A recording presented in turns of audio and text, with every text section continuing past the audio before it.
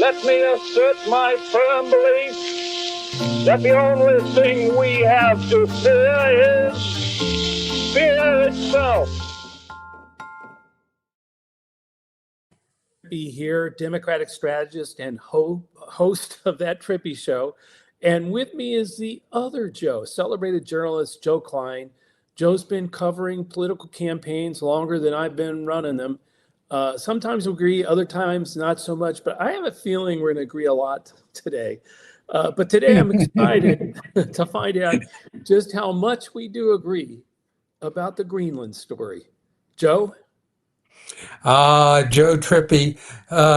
Yes, this has been a kind of remarkable week, and I think we should start off with one. The quote of the week is one of the most remarkable statements ever made by a president of the United States. It was in a note that Donald Trump sent to the Norway's prime minister, and it is, considering your country decided not to give me the Nobel Peace Prize for having stopped 8 wars plus, I no longer feel an obligation to think purely of peace, although it will always be predominant, but can now think about what is good and proper for the United States of America, as if that weren't peace. Joe, do you have a quote this week? No. Related. Well, I've got a stat of the week, actually kind of two.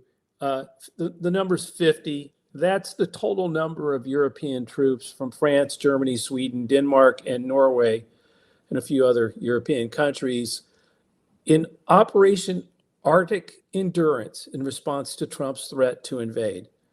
The only other number might be the 83 that goes along with that. The 83% of the American people who oppose taking Greenland, those 50 troops and the 83% of the American people are all to stand in the way of this, I guess, some attempt to destroy NATO, which is only the most successful military alliance in world history.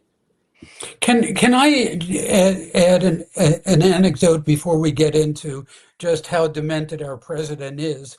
Yes. When I was in Afghanistan, I embedded with the Danish troops in Helmand province. They were there with the Brits. And Helmand, 90% of the world's heroin comes from Helmand province.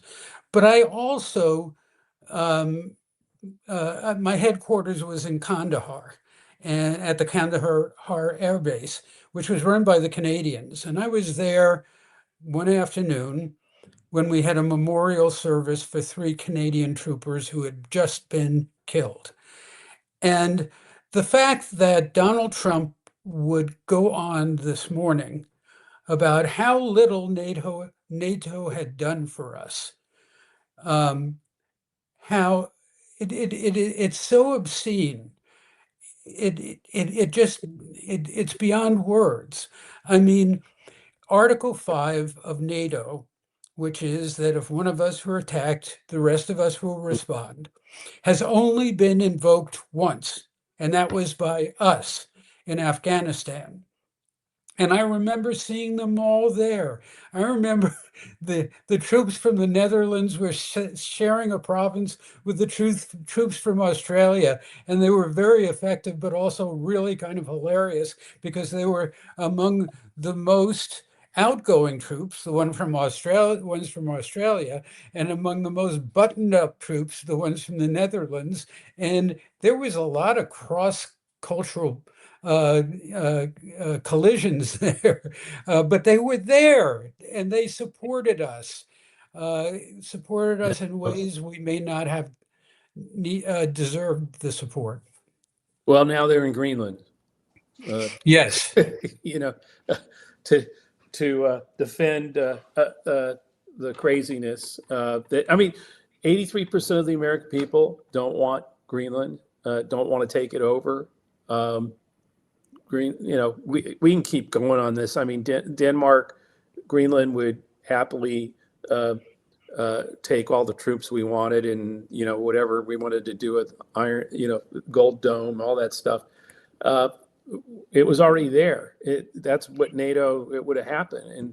And here we've got this insanity. I mean, there's no other way to, other than the only other thing is the motive is to destroy NATO itself. Well, there are a couple of things I think about when I think about this. And the first one is Jeffrey Epstein.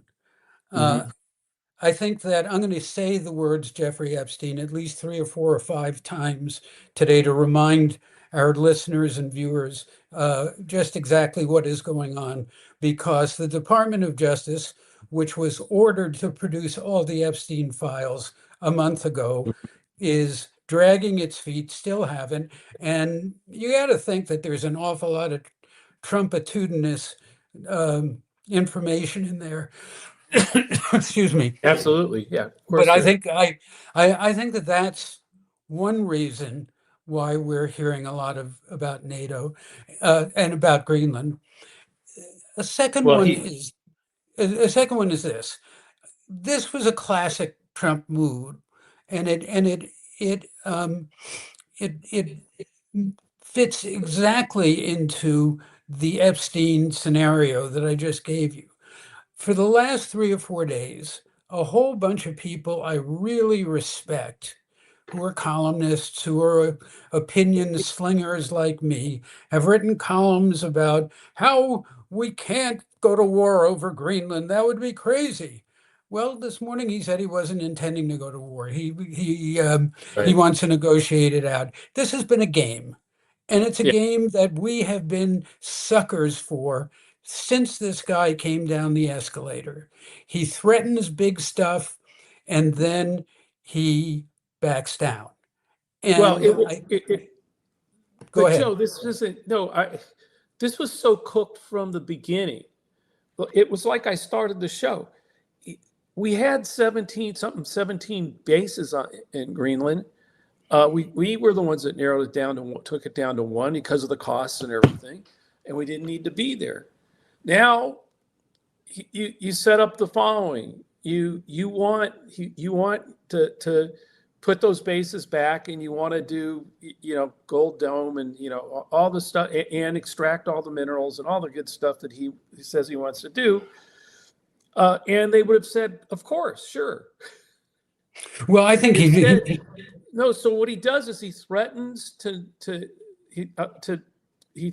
is great ploy, threatens to invade Greenland. And then when he'll be holding a press conference saying, I've got everything I wanted. Right. I've got a Gold Dome. I've got this, and not only that, they're going to throw $50 million. They're going to keep. And I even have last year's Nobel Peace Prize. Yeah, and I got last year's Nobel Peace Prize, and everybody gives this big sigh, like the markets did when he said, I don't want to use military force. Everybody, big sigh of relief, and he says, I won.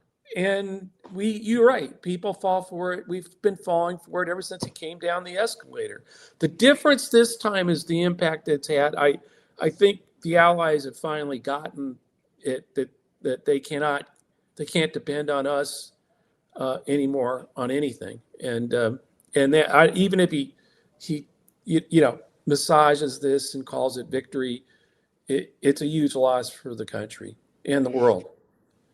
Well, Joe, I want to go back to another thing that is percolating here, and I think I brought it up a few weeks ago, which is the question of whether Trump really does want to destroy NATO, whether that's part of his secret agreement with Putin, and whether his crazy, my Yiddish grandmother would have called it verkackte New World Order, is that Russians control Europe, the Chinese control Asia, we control the Western Hemisphere, of which he assumes Greenland is part.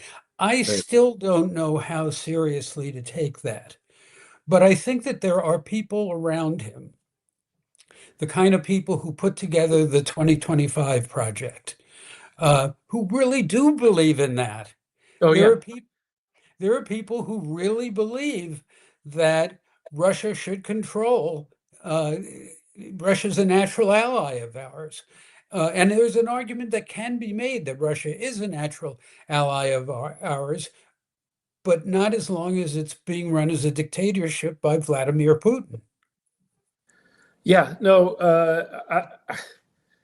the other assumption is that South America and Canada just really want to be, I mean, the whole thing here, where everything now, the map of Canada's got them, they did a cake with Greenland in the shape of Greenland with the American flag, the icing. I mean, yeah, I'm sure all these places, that's the problem. They don't want, which I think, but not only that, the American people don't want it. We don't want. The whole point was put America first, not like go become an imperialist and take over, create more territories for us to spend money on. By the way, Joe, this has happened before, almost this exactly, with rhetoric every bit as ridiculous as Trump's. And I've been reading this book. I often recommend books, but this book is called The Statesman and the Storyteller, about the friendship between John Hay, who was Secretary of State at the turn of the 20th century, and Mark Twain. And John Hay's good friend became president, who was Teddy Roosevelt. And if you look at the stuff that Teddy Roosevelt was saying, we had a dispute with England over Venezuela, over some gold mines in Venezuela in 1897. And the stuff that Teddy Roosevelt was saying about going to war against the Brits, I mean, we barely had a military at that point, and the Brits had the greatest navy in the history of the world. But, in the years after that, there were an awful lot of Americans who believed that it was our manifest destiny to take Cuba, to take Puerto Rico, to take the Philippines. And Mark Twain, who was at a low point in his career, stood up against that and led a significant anti-war movement. Well, look, as I said, 83% of the American people don't want to buy it. They don't want, it's not even about war. They don't want Greenland. We don't want to, right. and you take it over, you got to pay for all that stuff. So it's also cold up there, and this is January, and people are worried about a storm coming this weekend. We're running Venezuela, we're running Greenland. That's not, I don't think that's, the interesting thing about this is, look, then threatening tariffs on Europe if they don't go along with it. Okay, we know about tariffs, the way that we know inflation goes up with them. And so what we're going to do is launch a potential for a new wave of tariff inflation, where I've been out there, a whole lot of Americans are talking about how tough it is financially for them to make ends meet right now with prices going high. But I promise you, maybe you've run into one, Joe. I've been around. I haven't heard a single American scream and demand that we take Greenland, except for our president. Well, we haven't been in the proximity of Stephen Miller either. Yeah, well, so you don't know what. But they're in the White House. That's the only place. You know it ain't good. Right. But let me ask you a related political question. Are there any political consequences of this? I've been waiting and waiting for people to stand up to Trump. And I don't mean Democrats, because Democrats don't have the moral standing at this point to have much of an impact. But particularly painful to me is the fact that you have dozens of respected general officers, people like David Petraeus, H.R. McMaster, Mark Milley, and others. And I would love to see a couple of dozen of them get up, have a press conference and say, this guy is misusing our military. And the way he talks about our military is a misuse of it. That's number one. But number two, the other question, and this one I defer to your granular sense of the U.S. Congress. when are Republicans going to understand that supporting Trump all the time may not work to their advantage politically? That, I mean, I understand that there may be a dozen, 20 seats in the House that are slipping into toss-up territory that were solidly Republican before. Is that true? Yeah, no, there's a big shift, and yes, we're seeing more and more districts come into play, and I think more will. But I think the problem there is that one, I don't think you're going to see many of them do anything, and the reason is if they move away from him, they're having hard enough time getting their vote out. The Trump voters, the MAGA vote, real cult doesn't really come out in midterm elections. So for them, I'm independent, great. Trump, it won't be there. I think they're trapped. I think they've been there and they've enabled and they can't get out of it. They're just going to keep enabling because that for them is it's the only option. Mm-hmm. I just don't see that, especially if they are in districts that are becoming toss-ups, unless they believe it. And I don't think any of these guys believe it when it comes to Greenland, when it comes to tariffs, when it comes to a lot of this stuff. I think that they're going to keep doing. I didn't see the video. I didn't watch that report. I haven't seen it yet. Whatever. They're going to keep shucking and jiving because if they move away from him, their base isn't going to vote for them. And so they, in order to try to get more independence and more of the people that are moving away, if they start to vibrate, I'm telling you, they're going to be in worse shape. I mean, I think in a lot of these districts, they're gone either way. But there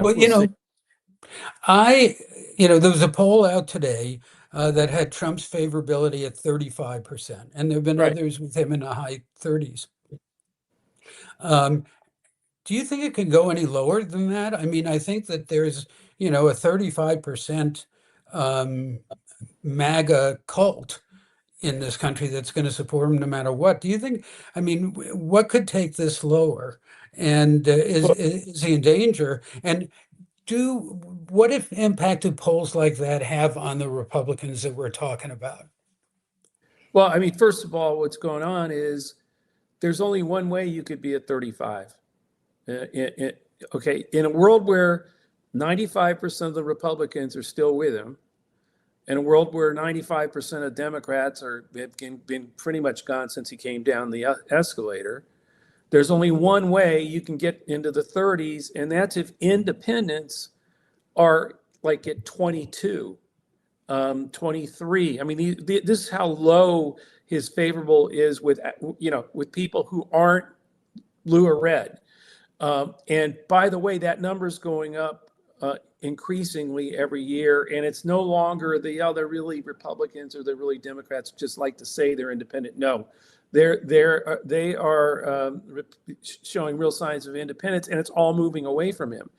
They have the problem here is every time Trump does something like this Greenland thing, it does feed his base. Even if they don't I don't know why it's happening, but he's great. The problem is it's pushing these independents and everybody else away big time. It's the sanity clause. It's pushing the sanity clause people way away, no matter whether they think Democrats are toxic or whatever. They are now in deep trouble. So now, if you're somebody who is owned by that 35, the 35 you're talking about, you've got to go out and feed them alligator Alcatraz and somehow try to get all those women, all the independents to come back. Good luck. I don't see many of them surviving that. Could we go outside the realm of politics just for a second and Sure, of course. speak about something that neither you or I are qualified to speak about, and that is the man's sanity. I think that when you look at that quote that we opened this show with, in the letter to the Norwegian prime minister, excoriating him for not giving Trump the Nobel Peace Prize when it wasn't actually in his purview. It's an independent committee, we know that. But even if it was Norway's call, only a crazy person would think that way. I mean, that is, to me, and post it and tell everybody in the world that's how you think. That's the purest, simplest indication of insanity that we've seen. Now, you hear reports lately about his diminution of powers. Although I gotta say, he has, this week, he's been a whirlwind. I mean, he did that crazy 2-hour press conference on Monday, and then he started to fly to Davos, and then the plane had to turn around after 45 minutes, and he had to take another plane to Davos, and then he gave his stem winder, we should call it something other than a stem winder, snake pit, maybe his snake pit address. That's good. In Davos, and I was just watching. He was just doing a press conference with the head of NATO and not neglecting to insult the Danish prime minister there. I mean, at a certain point, you just wonder when you see this mother of three in Minnesota being called a domestic terrorist after she is shot and killed and murdered by an ICE officer. You and I have spent an awful lot of time out in this country, and I understand that the cult exists, and I even kind of have a good sense of why it exists. And I've been tough on Democrats for helping to bring it about. But boy, that's not that kind of rhetoric. There is a term of art that both of us grew up with on playgrounds, and it is sore loser. I mean, that kind of applies to the Nobel Prize. Don't most Americans look at that and say, "Oh, what a baby! What a sore loser!" And why aren't there consequences? Look, I think the most interesting thing in the CNN did a poll a couple of days ago, and they did an open-ended that asked, why were you unfavorable with Trump? Because 60% were unfavorable, and by the way, very unfavorable, like high intensity. And then they asked people why. What is it? And you know what? It was like all over the place. I mean, racist 6%. Venezuela 2%. I mean, in other words, there was literally, and they all sort of grouped around. What about affordability, Joe? 13. It was like around 13, 11, something like that. I mean, the higher. I thought it was. Yeah, I thought it was lower than that. I think. But that's my point. My point is that all these things that people are talking about. It's like we got to keep it on affordability or whatever. It's Trump. We have to stand up. That's what I'm saying. I'm not arguing with you. I think we agree a lot on this, but it's like, it's not one thing. It's the whole, and Greenland just is the one. When you keep asking well, you got to have them look at, when 83, so somewhere in that 83% has to be some MAGA cult members, right? I mean, it's dissonance. So that's what I'm saying. You have to have those kinds of things happen here where the dissonance becomes clearer and clearer, and it breaks a few off. I haven't seen it yet. I mean, I haven't seen that, but independents have gone. They went months ago. They're gone. I don't think there's anything he can do to get many of them back. Do you know of any case where a MAGA member of Congress is being primaried by a moderate in the Republican Party?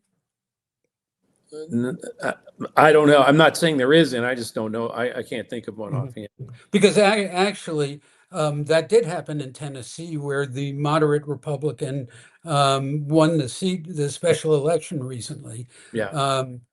And I Well, just wonder whether whether the Sanity Caucus, to coin a phrase, is that still exists in the Republican Party, and you know that they're out there, whether they're going to start challenging, just start saying we cannot have people who talk like this. I mean, if Marjorie Taylor Greene is saying that we can't have people who talk like this, then there must be some others out there. yeah, I think most of them are leaving. I mean, most of them will not be running, and some of them may. And we've talked about this before. I think some of them, the quietest way to do that is to resign in the middle of the term. I'm just sick of this. I'm leaving, without ever saying anything about Trump, right? But guess what? They lose the majority. So, I mean, I think there's things people can do. I'm just surprised we haven't seen more of it, more courage on that side. Well, the question is what happens. I've gone about 10 minutes without mentioning. Do you realize that the Department of Justice is withholding the Jeffrey Epstein files? Right. Yeah, Epstein, I mean, Epstein, I was willing 2 months ago to think that, well, maybe it's a nothing burger, but now they're sure acting guilty. They're sure acting as they're covering it up as if Trump is all over this thing, and and they're trying to. Have you noticed that? This guy Comer from Minnesota, who is head of the oversight committee, who I think is an incredibly silly human being, tried to trap Bill Clinton into a public hearing about his relationship with Epstein. And Clinton said, no, I'm not going to do that. But he has volunteered to be deposed privately. Yeah. And, all these guys want is a show. Yeah, that's it. And that's it's the whole thing. That's the clearest evidence that there is not moral outrage at Bill Clinton after all these years. Everybody knows who he was and what he and I have no doubt that Bill Clinton did questionable things on that silly island, but that's not what this is about. What this is about is keeping Donald Trump's name and his close friendship with Jeffrey Epstein out of the news. I wouldn't have believed it 2 months ago. I would have had questions about it, but now there's no other explanation. Everything is distraction, all of it. Even admission of I mean, he could literally go out, and I agree. I think he is capable of doing another wag the dog thing in 2 days in some other country, Canada, whatever, and we'll be right back. We won't even be talking about Greenland in 3 days.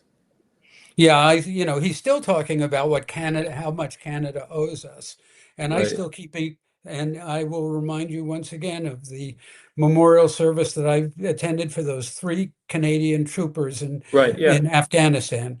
You know what? We owe Canada a lot for being just such a good neighbor and so quiet and peaceful and producing lovely writers and some good athletes and movie makers. Absolutely. And, I don't know, we haven't mentioned, did we mention Jeffrey Epstein and the Epstein files? Who is that? Yeah, we should mention that. Because a lot of this is about distracting everybody from even the 83. He's probably happy that 83% don't want him to go into Greenland, because that means they're 83% are focused on that instead of the Epstein files. But anyway, I think we're getting towards the end here. Joe, you got any final thoughts? No, I just have a piece of advice for our European allies, which is the same as the one that Gavin Newsom delivered yesterday, which is don't cave to this guy. These are all tactics.